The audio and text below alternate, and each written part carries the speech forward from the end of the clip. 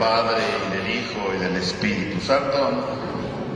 Que la gracia y la paz de parte de Dios nuestro Padre y de Jesucristo el Señor estén con todos ustedes. Hermanos, buenos días a todos. Sean bienvenidos a esta celebración que, como cada domingo, nos reunimos para recordar el amor de Dios en nuestras vidas. Al comenzar esta celebración, reconozcamos que muchas veces ese amor no lo experimentamos porque no confiamos en Dios, porque nos encerramos en nuestras seguridades, nos encerramos en lo que tenemos y a veces ya no le damos un espacio para que Dios entre en nuestra vida. Por eso, al comenzar esta celebración, reconociendo esta ausencia de Dios, esta autosuficiencia de nuestra parte, pidámosle perdón al Señor en un momento de silencio.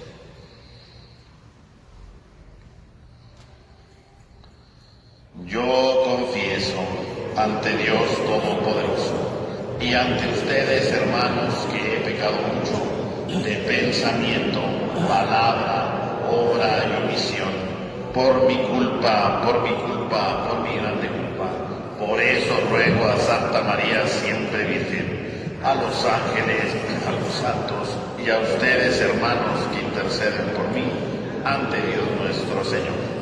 Dios Todopoderoso tenga misericordia de nosotros, perdone nuestro pecado y nos lleve a la vida eterna.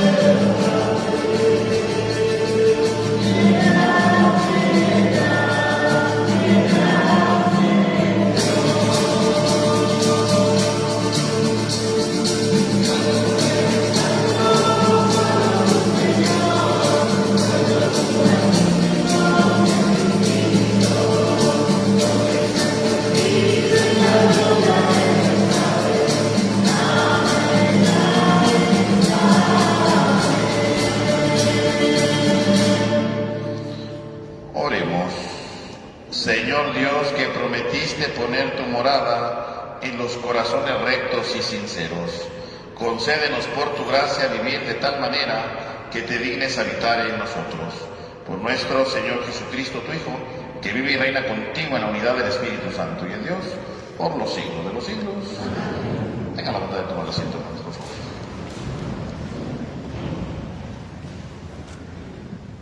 Del libro del profeta Jeremías. Esto dice el Señor: maldito el hombre que confía en el hombre, que en él pone su fuerza y aparta del Señor su corazón. Será como un cardo en la estepa que nunca disfrutará de la lluvia. Vivirá en la aridez del desierto y en una tierra salobre e inhabitable. Bendito el hombre que confía en el Señor y en él pone su esperanza. Será como un árbol plantado junto al agua, que hunde en la corriente sus raíces. Cuando llegue el calor no lo sentirá, y sus hojas se conservarán siempre verdes. En año de sequía no se marchitará, ni dejará de dar frutos. Palabra de Dios.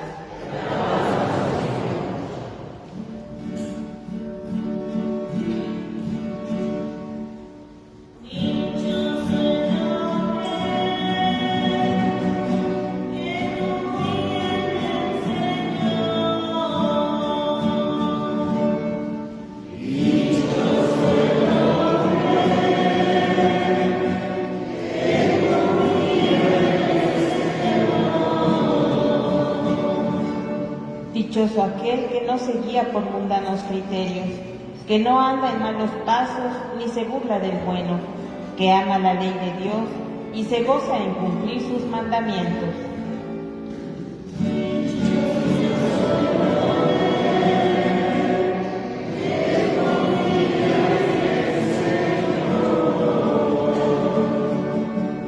Es como un árbol plantado junto al río, que da fruto a su tiempo y nunca se marchita. En todo tendrá éxito.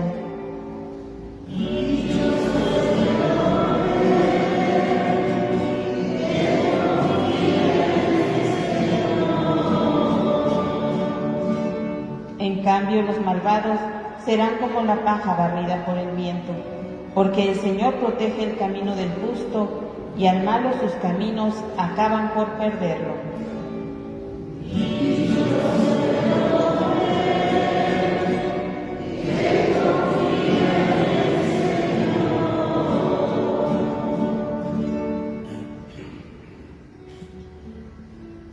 De la primera carta del apóstol San Pablo a los Corintios. Hermanos,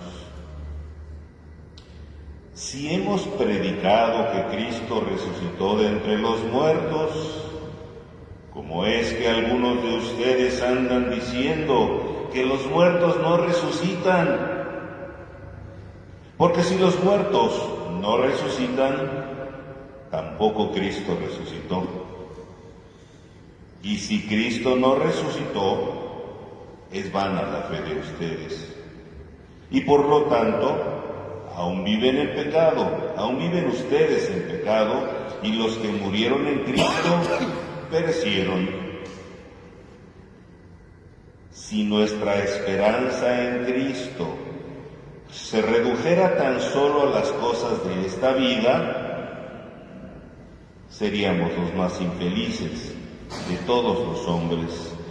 Pero no es así, porque Cristo resucitó, y resucitó como la primicia de todos los muertos.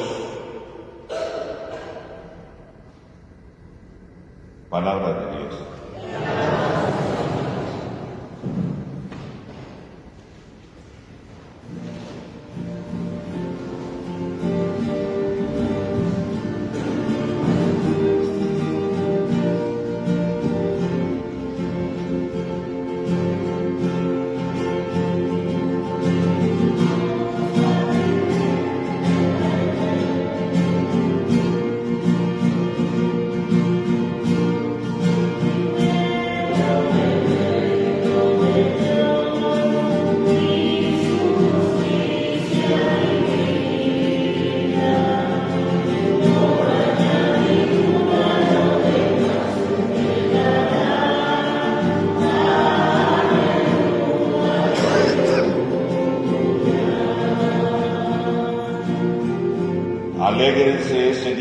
salten de gozo, porque su recompensa será grande en el cielo, dice el Señor.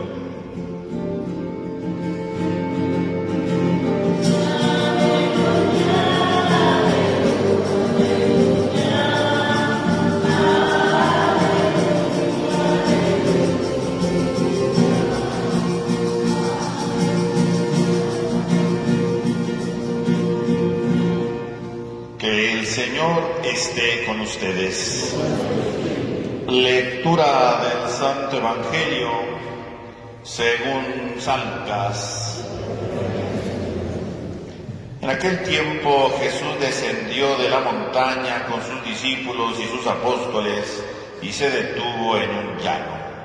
Allí se encontraba mucha gente que había venido tanto de Judea y de Jerusalén como de la costa de Tiro y de Sidón.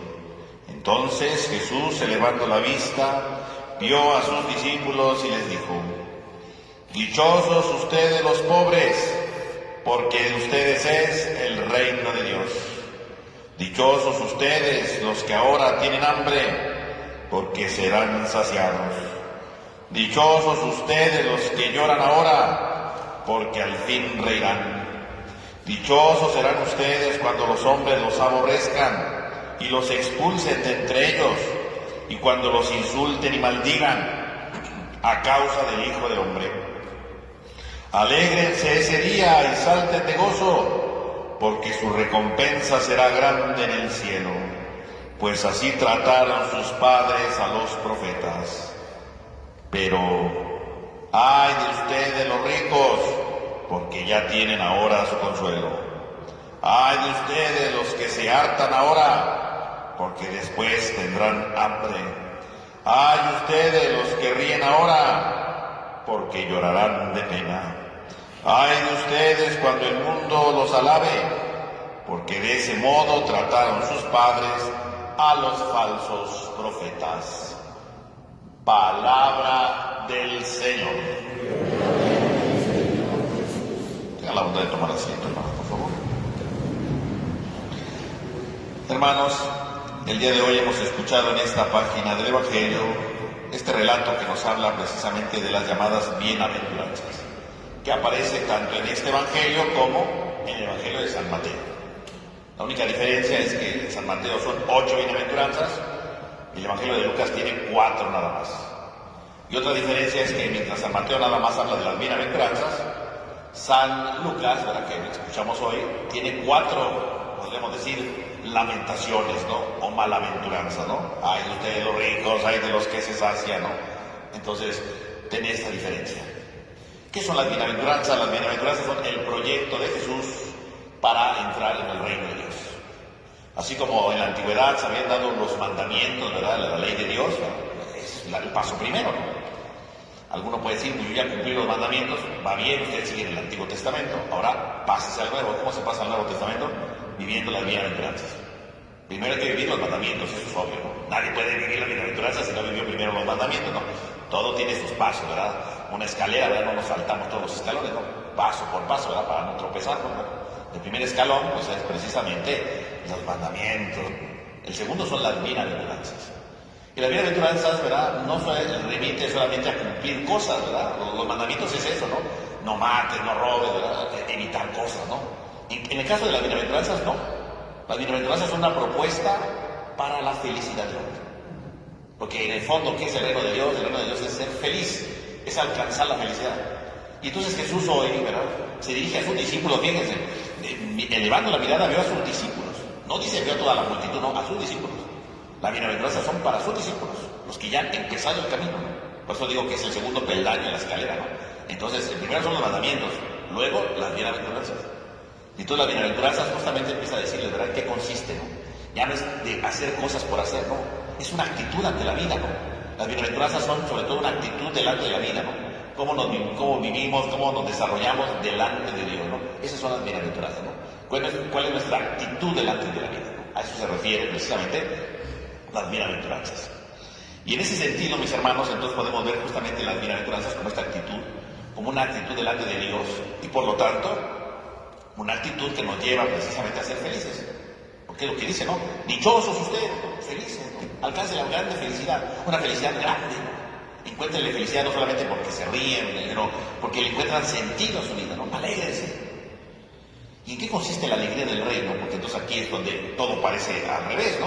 Porque Jesús comienza diciendo, dichosos ustedes los pobres. Bueno, pues uno dirá, pero ¿cómo los pobres, no? Porque las bienaventuranzas van obviamente en función del reino, y el reino va en función de la propuesta de Jesús, no la propuesta del mundo. Si le preguntamos al mundo quiénes son felices, pues los ricos son los felices, ¿no? Son otros, ¿verdad? Los criterios de Jesús son distintos. Pero tenemos que entender en qué sentido un pobre es rico, ¿no? Primera categoría son los pobres. ¿Quiénes son los pobres? ¿A qué se refiere, verá, el Evangelio de Lucas cuando se habla de los pobres? Que no es igual que en el de Mateo, ¿no? Aquí habla solamente de pobres. El Evangelio de Mateo dice pobre de espíritu, es otra cosa. Son dos cosas distintas. ¿Qué significa en San Lucas los pobres? La palabra pobre, ¿verdad?, que traduce aquí la Biblia, ¿verdad?, en nuestras hojitas, ¿verdad?, pobre, no se refiere simplemente, ¿verdad?, al que no tiene dinero, al que está ahí mendigando en la calle, ¿verdad?, o al que vive abajo del puente de la calle. No, ese no es el pobre. Pobre va más allá, puede incluirlo, pero no nada más. Pobre sobre todo es aquel, ¿verdad?, la palabra pojoi, ¿verdad?, significa aquellos que por un lado son como esclavos, ¿no?, que dependen de lo que otros hagan por ellos, ¿no?, que van cargando las cosas, no, a ver, cárgate esos bultos, los cargan, ¿no? Tienes hambre, pero te doy esto. No es que le dé lo que él quiere, no, le da lo que el otro quiere, ¿no? Depende de los demás, ¿no? Ese es el pobre, ¿no? Y por lo tanto significa que es aquel que decide, otros deciden por él. Ese puede ser un pobre, ¿no? Pero también pobre, ¿verdad?, precisamente es porque efectivamente sufre, ¿no? Sufre porque otro lo oprime, puede significar eso también, ¿no? Otro lo que lo está oprimiendo, otro que lo está pisoteando, ¿no? Pobre es también, por lo tanto, el que ha sido traicionado, ¿no? El que ha sido traicionado, ¿verdad? Y por lo tanto esa traición ha aniquilado su vida, ¿no? La traición es algo durísimo, ¿no? Cuando me traiciona alguien que yo quiero mucho, es lo peor que puede suceder, ¿no? Lo aniquila, ¿no? Lo destruye en ese momento. Ese es el pobre, porque efectivamente su vida ya no tiene sentido, ¿no? Pobre es, por lo tanto, el que sufre en exceso, ¿no? El que le va perdiendo sentido a su vida, ¿no? Los que ya no saben cómo sacar, ¿verdad?, el drama que llevan en su vida. Ese es el pobre, ¿no? El miserable, el perdedor, ¿no? El que ya fracasó y no tiene sentido en su vida. Eso es el pobre. La palabra pobre aquí no se significa todo eso, ¿no? Entonces no nada más veamos pobre como el que no tiene dinero. No. Pobre es el que ha perdido todo, ¿no? Y mejor que tiene dinero, pero ha perdido la felicidad, ¿no? Ha perdido el ánimo, ¿verdad?, ha perdido la confianza, ha perdido el sentido de su vida. Ese es el pobre. Por lo tanto, Jesús cuando dice dichosos los pobres, no está pensando solamente en gente que no tiene dinero, está pensando en mucho más, ¿no? En aquellos que son pobres porque les falta algo fundamental en su vida, algo para seguir viviendo, ¿no? Y así como efectivamente alguien no puede tener dinero y no puede seguir viviendo, hay quienes han perdido la alegría y ya no pueden seguir viviendo, han perdido la confianza, ¿verdad?, ya no confían en tal persona, ya no lo ven igual que antes, ¿no? O ya no le pueden hablar, o viven amargados, ¿no? O ya no saben qué hacer de su vida, son pobres porque han perdido todo en su vida, porque ya no saben qué hacer. Y en ese momento, ¿verdad?, a esos pobres, a esos que han perdido el sentido de su vida, a esos que están arrojados al sinsentido, a esos que ya no tienen una razón de ser, Jesús les tiene un mensaje: dichosos los pobres, dichosos. Y entonces uno dirá, ¿pero cómo? Pues son los frustrados de la vida, ¿no? ¿Pero cómo? Si son los fracasados, los traicionados, ¿cómo van a ser felices? Al contrario, esos son gente que vive en la tristeza, ¿cómo van a vivir felices, no? Y entonces Jesús dice, dichosos ustedes. ¿Pero por qué son dichosos? ¿Cuál es la razón por la que son dichosos, dice Jesús? Porque de ustedes es el reino de Dios. ¿En qué consiste que es el reino de Dios ellos? ¿Por qué los pobres pueden tener el reino de Dios? ¿Por qué un frustrado, un fracasado podría tener el reino de Dios? Entonces Jesús, verá, está diciendo esto, ¿no? ¿Por qué lo pueden tener? Porque el pobre y el fracasado en el fondo, ¿quién es? Es una persona que efectivamente tiene un vacío en su corazón, ¿no? Como decíamos, le falta algo para seguir viviendo, ¿no? Le falta una razón para seguir viviendo. Entonces tiene dos opciones en la vida: o se regodea en su tristeza, en su miseria, porque hay gente que se regodea en su miseria, de soy de lo peor, ¿verdad?, y toda la vida vive lamentándose. O tiene la oportunidad de descubrir en esa necesidad, en ese dolor que tiene, en esa falta de sentido que tiene, puede descubrir que Dios puede entrar en su vida. Y entonces tiene esas dos opciones: o entra Dios en su vida y lo transforma, o entra Dios en su vida y lo va renovando, o se hunde en su tristeza y se ahoga en ese dolor. Entonces dice, dichosos ustedes los pobres, porque ustedes es el reino de los cielos. Porque ustedes, al sentirse necesitados de amor, necesitados de perdón, necesitados de esperanza, necesitados, ¿verdad?, de comprensión, necesitados, ¿verdad?, de confianza, necesitados, de justicia, en esa necesidad puede abrir un lugar en su vida y que entre Dios en su historia. Y eso los hace dichosos, porque van a descubrir cómo Dios los transforma. No porque Dios venga a arreglar milagrosamente todo, no. sino porque en su medio de su traición, ¿verdad? Y decir, es que me siento traicionado, me siento abandonado, siento que mi vida no tiene sentido. En ese momento puede decir, abre un espacio a Dios, ¿verdad? Y por algún camino Dios puede entrar y decir, encuentra el sentido de tu vida. Y le va a encontrar un nuevo sentido como nunca antes, ¿no? O va a empezar a confiar como nunca antes, o va a empezar a poner su vida como nunca antes. Ese es el pobre, ¿no? El que es capaz de empezar a confiar en Dios de una manera tan distinta, tan novedosa, como nunca antes lo imaginó, porque en medio de su necesidad se dio cuenta que Dios puede entrar en su vida, porque se sabe necesitado, ¿no? Porque el pobre es el que le falta algo, y entonces sabe que necesita de alguien, y entonces descubre que ese alguien puede ser Dios. A eso se refiere con el pobre. Y o se hunde en su dolor, en su pobreza, o dice, no, soy un necesitado, te necesito Dios, y cuando menos lo imagina, Dios entra en su vida. Y cuando Dios entra en su vida, ahí empieza el reino de Dios. El reino de Dios, por lo tanto, no es una cosa rara, ambigua, ¿verdad? Es del más allá. No, el reino de Dios comienza aquí. Cuando tú dejas que Dios entre en tu vida, cuando te sientes necesitado de Él, cuando te sientes frustrado y dices, estoy bien frustrado, pero necesito de Dios. Y empieza a dejar que Dios ilumine con unos nuevos parámetros, con nuevas directrices, con nuevas luces, esa frustración, esa traición, empieza a vivirse el reino de Dios. Ahí comienza el reino de Dios.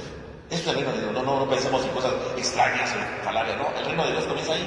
Ese es el punto de partida de todo. Siéntete pobre, siéntete miserable y descubre que eres necesitado. Y si eres necesitado, necesitas de Dios. Y abrirte a Dios para que Él te consuele, para que Él te ayude, para que Él te anime, con diferentes medios, ¿verdad? Por diferentes caminos, ¿no?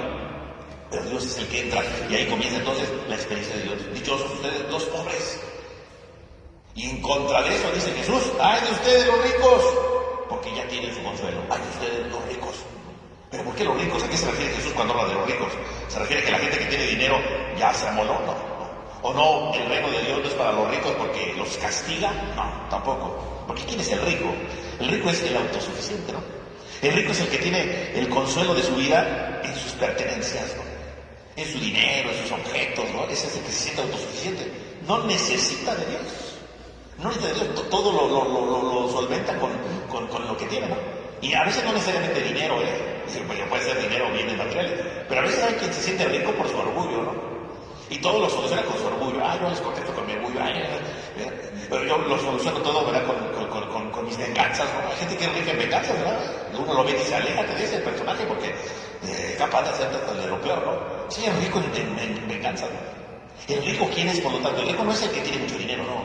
El rico es el que tiene efectivamente cosas y que se siente autosuficiente con esas, que resuelve su vida con eso, que no necesita de nadie ni de nada y por lo tanto no necesita de Dios. Un rico no puede entrar al reino de Dios. ¿Por qué no puede entrar? ¿Porque Dios castiga a los que tienen mucho dinero? No. Un rico no puede entrar porque se siente autosuficiente, no tiene ningún espacio de necesidad, no tiene ningún espacio para que Dios entre en su vida. Y el rico puede venir a misa, ¿no? El rico puede venir a misa, a comulgar, y a lo mejor no entra al reino de Dios, porque no tiene un espacio para Dios en su vida. Sí, viene a misa, ¿verdad? Para que le vaya bien, porque pues, es costumbre, ¿no? Porque le gusta hacer oración, le gusta estar aquí, no qué sé. Pero a lo mejor es autosuficiente, ¿verdad? Incapaz de transformar su vida. Es autosuficiente porque no necesita de otras cosas, ¿no? No necesita de Dios en su vida ni de los demás, ¿no? Ese es el rico. De ustedes los ricos, ¿verdad? Porque ya tienen todo, ¿no? Todo lo suples con tu envidia o con tu orgullo o con tus bienes, ya lo tienes todo. La riqueza pesa mucho, ¿verdad? Pesa mucho y no nos permite alzar las manos a Dios, ¿no? El rico es el que tiene las manos llenas, ¿no? Digamos, tanto de bienes como de cosas superficiales como el orgullo y cosas así, ¿no? A veces tenemos las manos pesadísimas y no las elevamos a Dios. Y no las elevamos porque en realidad no lo necesitamos, ¿no? Venimos por superstición, pero no vienen porque realmente quieran a Dios en su vida. No vienen porque realmente Dios pueda complementar su vida. No vienen porque se sientan realmente necesitados de Él. El reino de Dios no entra en los ricos. Y no entra porque no se sienten necesitados de Él, ¿no? Es lo que está diciendo Jesús, ¿no? Dichosos los pobres porque en su necesidad descubren un espacio para que Dios entre en su vida. Pero hay de ustedes los ricos, porque son tan ricos, ¿verdad? Tan autosuficientes que no pueden recibir la presencia de Dios en su vida. Dichosos los que tienen hambre ahorita, los que tienen hambre. ¿Y qué significa el hambre? El hambre no nada más significa, ¿verdad?, que no comió. Puede significar eso, ¿no? Pero el hambre es mucho más amplio dentro de la Biblia, ¿no? La palabra hambre, ¿verdad?, se refiere a una penuria, ¿no? Al que pasa penuria, ¿no? Que puede ser decir de alimento, pero el que tiene hambre de algo, ¿no? El que tiene hambre, por ejemplo, de seguridad, ¿no? El que vive siempre inseguro, ¿no? Ese es el que tiene hambre, ¿no? Tiene hambre de seguridad, ¿no? O tiene hambre de alegría, ¿verdad? Porque efectivamente, ¿verdad? Siempre está triste, ¿no? O de reconocimiento, ¿verdad? Porque todo el mundo se burla de él, todo el mundo lo ningunea, lo insulta, ¿no? Tiene hambre de que se le reconozca su dignidad, ¿no? O hambre de conocimiento, ¿no? Hay gente que quiere conocer cosas, pero hay gente que no puede conocer, no tiene hambre, pero no haya dónde, no sabe cómo, no le explica, ¿no? Tiene hambre de conocimiento, ¿no? O hambre de libertad, ¿no? Hay gente que se esclava, ¿no? Tiene hambre de ser libre, ¿no? Y no puede ser libre porque está esclavizado a cierta realidad, a cierta situación, ¿no? Y tiene hambre de eso, ¿no? Por tanto, cuando Jesús habla aquí de hambre, entonces no nada más se refiere simplemente a la comida, ¿no? El hambre se refiere a una actitud de la vida, ¿verdad? De lo que necesitamos, algo esencial para que nos llene, ¿no? Algo que nos sacie, ¿no? Algo que le dé sentido a nuestra vida. Entonces Jesús dice, dichosos los que tienen hambre. Y tú cuando dices dichosos los que tienen hambre, ¿por qué el que tiene hambre es dichoso? Porque efectivamente el que tiene hambre sabe que tiene un vacío, ¿no? El que tiene hambre sabe que hay un hueco en su vida, ¿no? En su estómago, ¿verdad? En su realidad, ¿no? Porque en ese hueco puede entrar Dios. Dichosos ustedes, porque se van a saciar. Porque el que te puede saciar es Dios. Porque el que te va a dar sentido a la vida es Dios. Porque el que te va a ayudar es Dios. Por lo tanto, el que tiene hambre, por lo tanto, es el que siempre se siente insatisfecho, ¿no? El que siempre anhela algo nuevo, el que siempre anhela algo distinto de su vida, ese es el que tiene hambre, ¿no? Es insatisfecho, ¿sabe? Quiere algo más en la vida, necesita algo más en la vida. Y sabe que el único que le puede dar ese sentido solamente es Dios. ¡Dichoso! Porque no te sientes satisfecho contigo mismo, no te sientes satisfecho con lo que ya tienes, no te sientes de verdad acabado con lo que ya vives. No, dichoso tú, porque eres un buscador, porque buscas algo más, porque no te sientes de verdad tranquilo con lo que ya tienes, no, sino siempre hay algo más, hay algo distinto, hay algo que te lleva a seguir adelante, ¿no? Dichoso el que tiene hambre, porque tienes un hueco y ese hueco lo puede llenar Dios. Y Dios es infinito, por lo tanto siempre tendrás hambre, siempre te moverá, siempre te transformará. Dichoso porque tienes hambre para luchar y ser mejor persona. Dichoso porque puedes luchar y ser una mejor persona con los otros, ¿verdad? Dichoso porque tienes esa hambre y entonces puedes efectivamente esforzarte, ¿verdad? Por seguir adelante, ¿no? Dichoso porque Dios te va a dar tu lugar, porque Dios te va a dar tu dignidad. Dichoso porque eres un buscador, no eres un satisfecho de, pues ya ni modo, no. Dichoso porque efectivamente eres ese. Dichoso porque sigues adelante, ¿no? Ay de ustedes los que se hartan ahora, porque después tendrán hambre, dice Jesús, ¿no? En cambio Jesús dice que los que se hartan, los que ya están llenos, saciados, ya no esperen nada más, ya no van a tener hambre. Hay gente que ya no tiene hambre, ¿no? Que se siente satisfecha con lo que hace, ¿no? Pues yo ya sé lo que necesito, no necesito saber más, ¿no? Ya sensación, ya no quiere más. No, pues yo ya así como soy, ¿no? Yo ya para qué cambio, ¿no? Ya, que me aguanten, ya sensación, ya el reino ya no es para él. Dios ya no puede entrar en su vida porque ya sensación, ¿no? No, pues yo con venir a mí es suficiente, ya sensación, ya no necesita más, ¿no? A veces nos saciamos, a veces decimos, ya no necesito echarle ganas en la vida, ¿no? Ya no necesitamos continuar adelante con la historia, ¿no? Ya no necesito aprender más, ya no necesito estudiar más, ya no necesito ayudar más, ya no necesito hacer más, ya tengo, con lo que he hecho es suficiente, ¿no? Ya no voy a hacer más. Y entonces nos saciamos, y cuando nos saciamos, pues ya nunca más tendremos hambre, ¿no? Ya no tendremos ese ímpetu por seguir adelante, ¿no? Ya no tendremos ese ímpetu por buscar más, por reconocer más, por alcanzar más, por encontrarle más sentido a nuestra vida, por tener más esperanza. Ya estamos satisfechos. Ay de ustedes los que ya se saciaron, porque su vida ya se estancó aquí, porque su vida ya perdió su sentido, porque su vida ya perdió su horizonte, ya no pueden continuar. Y el reino ya no puede ser para los saciados. ¿Por qué? Porque ya no son buscadores. El reino es para los buscadores, para los que saben que sí, que tienen una necesidad, una carencia y tienen que buscar para que se vaya llenando, se vaya complementando, se vaya iluminando. Dichosos los que se sacian, dichosos los que tienen hambre, y hay de ustedes los que se sacian. Por lo tanto, fíjense cómo Jesús, ¿verdad? Efectivamente, va mostrando que el camino del reino es otra cosa, ¿no? El camino del reino no es como lo propone el mundo, el camino del reino es confiar en Dios, necesitar de Dios, no los pobres. El camino de Dios es descubrir que siempre hay algo más que hacer. Dichosos los que tienen hambre. El camino de Dios, por lo tanto, es incluso, ¿verdad?, de los que son perseguidos, dice al final, ¿no? Porque saben que siempre hay algo nuevo que hacer. Y que cuando hay algo nuevo que hacer, siempre habrá la burla, la crítica, ¿no? Se van a perseguir. Ese es el camino de la bienaventuranza. Por eso es el segundo nivel, ¿no? Ya que cumplimos los mandamientos, ahora hay que ser felices. Y encontrar el verdadero sentido de la felicidad. Reconociendo cómo Dios es necesario en mi vida. Reconociendo cómo Dios entra en mi vida. Y cuando entra Dios en mi vida, empiezo a vivir en el reino de Dios. Pues que efectivamente este pasaje, ¿verdad?, que hoy escuchamos, nos ayude realmente a transformar nuestra vida, ¿no? Nos ayude a adentrarnos en el amor de Dios, a ir transformando nuestro corazón para que el reino entre en lo más profundo de nuestro ser. Que así sea.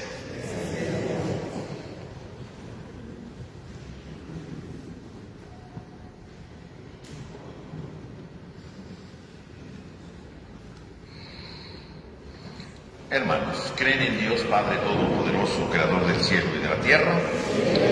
¿Creen en su Hijo Jesucristo, que nació de María la Virgen, padeció, murió, resucitó y está sentado a la derecha del Padre? ¿Creen en el Espíritu Santo, la Santa Iglesia Católica, la comunión de los santos, el perdón de los pecados, la resurrección de la carne y la vida eterna? Hermanos, esta es nuestra fe. Es la fe de la Iglesia que nos gloriamos de profesar en Jesucristo nuestro Señor. Ahora, hermanos, imploremos al Dios de la misericordia y pidámosle ayuda para invocar su nombre con sentimientos que le agraden. Y digamos a cada petición: Padre, escúchanos. Padre, escúchanos.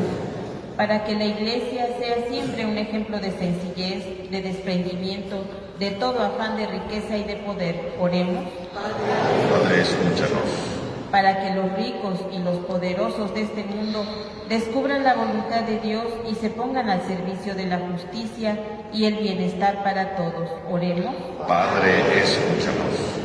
Para que los hombres y las mujeres que integran las Fuerzas Armadas reconozcan en Jesús un modelo de servicio dedicado, atento y respetuoso, oremos. Padre, escúchanos. Para que cada uno de nosotros seamos siempre levadura y testimonio de amor y solidaridad, oremos. Padre, escúchanos. Dios nuestro, atiende el clamor de los pobres y de los oprimidos. Rompe el yugo de la violencia y del egoísmo que nos hace enemigos unos de otros y concédenos que, reconociéndonos mutuamente como hermanos, seamos signos de una humanidad nueva, reunida y unificada en el amor. Por Jesucristo nuestro Señor. Tenga la bondad de tomar asiento, hermano, por favor.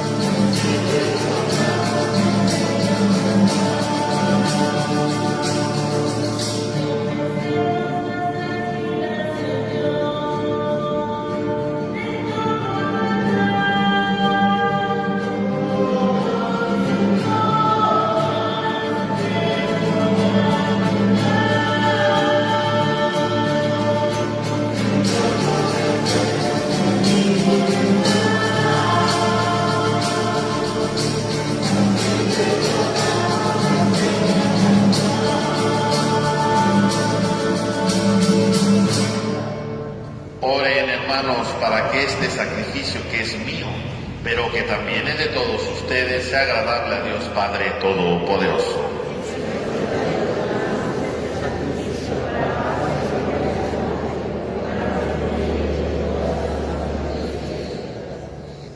Que esta ofrenda, Señor, nos purifique y nos renueve y se convierta en causa de recompensa eterna para quienes cumplimos tu voluntad. Por Jesucristo nuestro Señor. Que el Señor esté con ustedes. Levantemos el corazón. Demos gracias al Señor nuestro Dios. En verdad es justo y necesario, es nuestro deber y salvación darte gracias siempre y en todo lugar, Señor Padre Santo, Dios Todopoderoso y Eterno, por Cristo Señor nuestro, quien, compadecido del extravío de los hombres, quiso nacer de la Virgen María, muriendo en la cruz nos libró de la muerte eterna, y resucitando de entre los muertos nos dio vida eterna. Por eso, con los ángeles y los arcángeles, con los tronos y dominaciones y todos los coros celestiales, cantamos sin cesar el himno de tu gloria.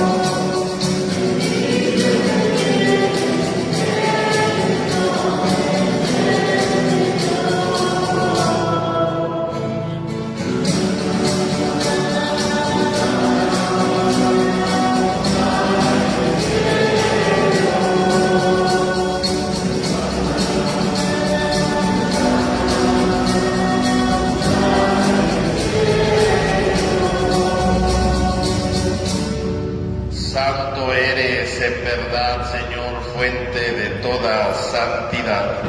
Por eso te pedimos que santifiques estos dones con la efusión de tu Espíritu, de manera que se conviertan para nosotros en el cuerpo y la sangre de Jesucristo nuestro Señor, el cual, cuando iba a ser entregado a su pasión voluntariamente aceptado, tomó pan.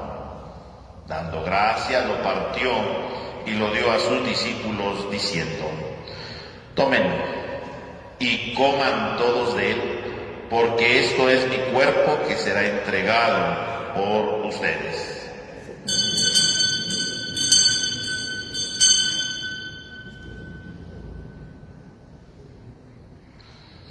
Del mismo modo, acabada la cena, tomó el cáliz.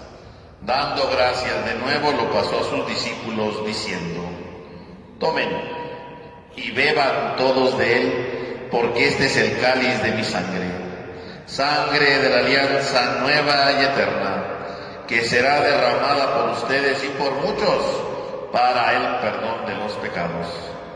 Hagan esto en conmemoración mía.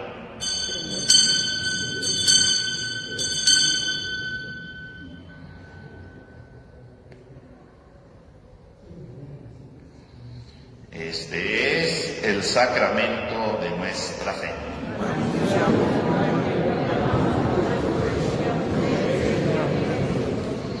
Así pues, Padre, al celebrar ahora el memorial de la muerte y resurrección de tu Hijo, te ofrecemos el pan de vida y el cáliz de salvación, y te damos gracias porque nos haces digno de servirte en tu presencia.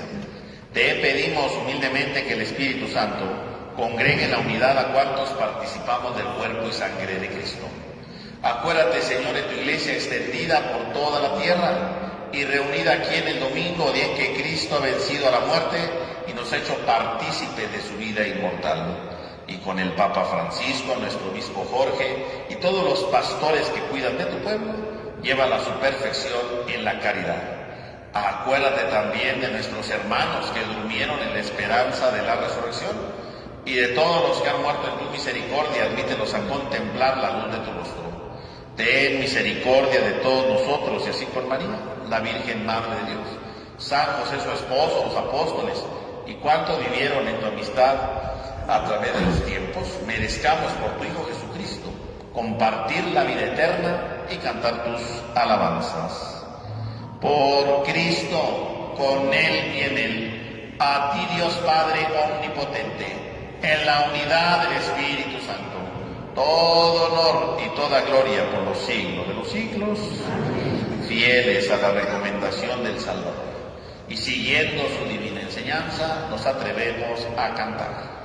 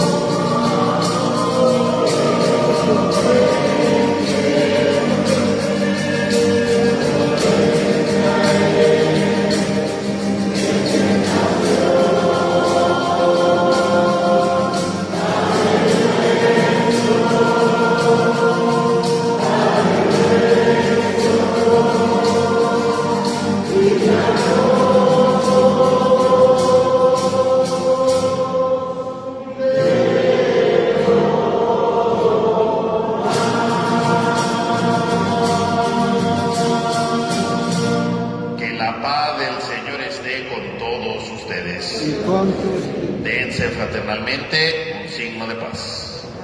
La paz del Señor.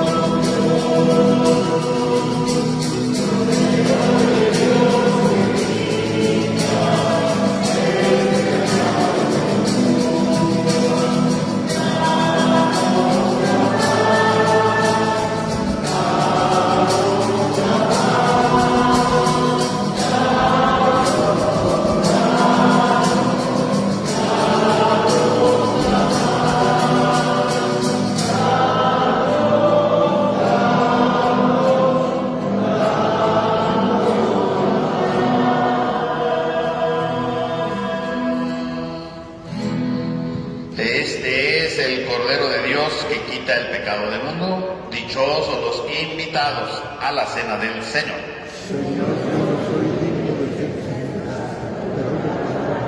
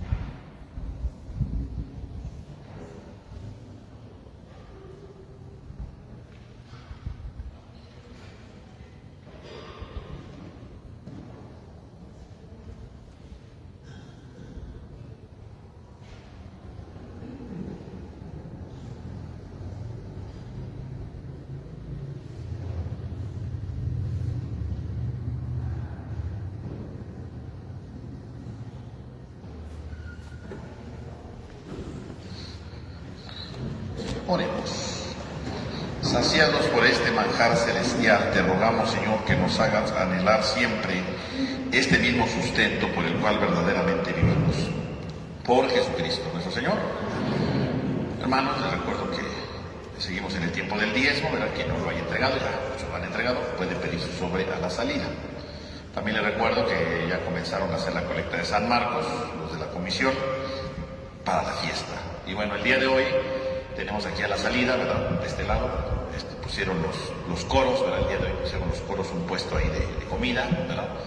Todo lo que se da, ¿verdad? Se ayuda con eso, pues sirve para la fiesta patronal de aquí, de la parroquia, ¿verdad? No de San Marcos, de aquí, de la parroquia, ¿verdad? Porque la otra vez me reclamaron, ¿por qué está haciendo más cosas? No, pues San Marcos es San Marcos, es que allá donan cosas, allá donan, aquí no, ¿verdad? Entonces, para poner las flores a la Virgen, ¿verdad? Para el mariachi y las mañanitas, bueno, pues ese día de la Virgen, de la Encarnación, bueno, ¿de dónde sale la ayuda? Antiguamente pues poníamos la kermés, ¿se acuerdan? No sé si la kermés en la escuela, pero pues ahora ya son menos grupos, ¿verdad? Ya no se puede poner la kermés. Entonces por ese motivo se hace, ¿verdad?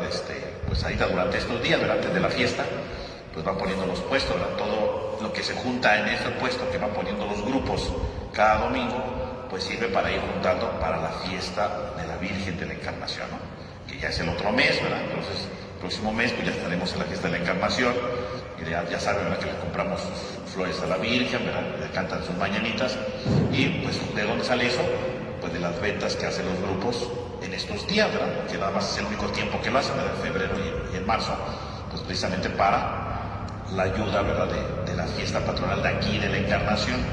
Entonces, pues allá afuera van a estar, si después de aquí pueden pasar allí, quieren consumir algo, pues ahí están los grupos, ¿verdad? Los coros que pusieron hoy su puesto, pues se los agradeceremos, ¿verdad? Que sirve para, pues, juntar para la fiesta de la Virgen de la Encarnación. Que el Señor esté con ustedes. Y la bendición de Dios Todopoderoso, Padre, Hijo y Espíritu Santo, descienda sobre todos ustedes. Hermanos, podemos ir en paz. Que tengan todos ustedes un feliz domingo y una semana llena de la presencia de Dios.